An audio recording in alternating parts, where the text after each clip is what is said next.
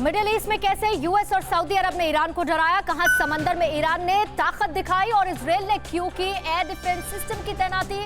देखते हैं top 9 world battle ground.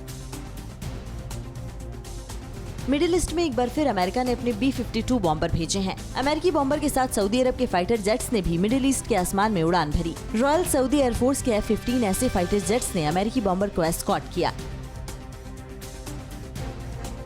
Iran ने समंदर में फिर अपनी ताकत दिखाई है। ईरान की नौसेना ने 700 से ज्यादा बोट और दूसरे शिप फारस की खाड़ी में एक साथ उतारे हैं और फ्लैग मार्च निकाला। ईरान ने ये फ्लैग मार्च अमेरिका की 2 बोट्स को जब्त करने के 5 साल पूरे होने के मौके पर निकाला। 12 जनवरी 2016 को अपनी सीमा के अतिक्रमण के आरोप में ईरान ने 2 अमेरिकी बोट्स को जब्त कर लिया था।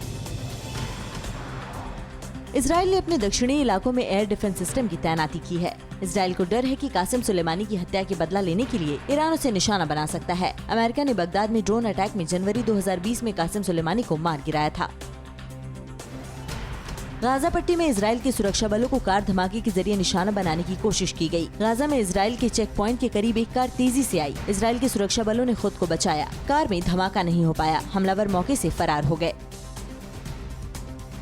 अमेरिका से तनातनी के बीच ईरान वेनेजुएला के साथ अपने रिश्ते मजबूत कर रहा है। ईरान का एक टैंकर पिछले हफ्ते वेनेजुएला पहुंचा। ईरान और वेनेजुएला दोनों देशों पर अमेरिका ने कई बैन लगाए हुए हैं। इससे पहले अमेरिका ने ईरान पर वेनेजुएला को हथियार और सैनिक मुहैया कराने का आरोप लगाया था। वेनेजुएला के राष्ट्रपति निकोलस मदुरो ने कैपिटल हिल में हुई हिंसा को लेकर अमेरिका पर निशाना साधा है। मदुरो ने कहा कि कैपिटल हिल में उन्हीं लोगों ने अटैक किया जो दूसरे देशों पर अटैक करते हैं। मदुरो ने कहा कि इराक, अफगानिस्तान, लीबिया, सीरिया जैसे देशों में इन्हीं अमेरिकी लोगों ने हमला कर हजारों लोगों की जान ली है। ईरान ने अपनी स्टील कंपनियों पर अमेरिकी बैन के लिए ट्रंप प्रशासन पर निशाना साधा है। ईरान के विदेश मंत्री जावेद जरीफ ने कहा कि ऐसे बैन की तरफदारी करने वाले इंटरनेशनल कानून की अनदेखी कर दादागिरी कर रहे हैं। जरीफ ने कहा कि ट्रंप और उनके समर्थक अमेरिका में भी ऐसी ही दादागिरी कर रहे हैं। अमेरिका की नाराजगी के बीच रूस ने फिर ईरान का पक्ष लिया है। रूस ने कहा कि परमाणु कार्यक्रम पर ईरान के साथ सभी विवाद राजनयिक बातचीत के जरिए सुलझाए जा सकते हैं। रूस ने इससे पहले कहा था कि वो अमेरिकी बैन के बाद भी ईरान को एयर डिफेंस सिस्टम बेचेगा।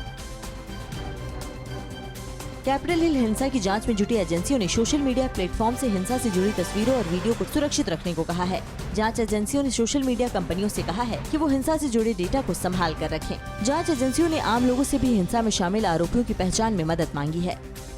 अड़ी सोमवार से शुक्रवार शाम 6 बजे सिर्फ TV9 भारतवर्ष पर।